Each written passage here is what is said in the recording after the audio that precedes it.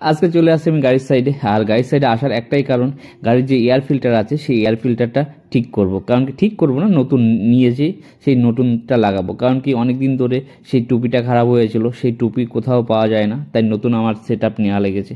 দেখুন কতটা ধুলো জমে গেছে, অনেক দিন চেঞ্জ করা হয় না বলে এটার এই পরিস্থিতি।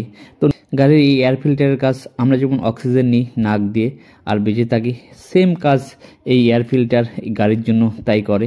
দেখুন এয়ার ফিল্টারটা লাগানো হচ্ছে, এরপরে যে এয়ার ফিল্টার আছে অরিজিনাল সেই এয়ার ফিল্টারটা লাগানো হবে। আর এটার সেই ফিল্টার যে এই ফিল্টার, এর মধ্যে আরেকটা ছোট ফিল্টার আছে, সেটা লাগানোর পরে গাড়ির যে অরিজিনাল যে আওয়াজটা সেটা বেরিয়ে আসবে। দেখুন টুপি লাগানোর পরে আওয়াজটা বুঝতে পারবে।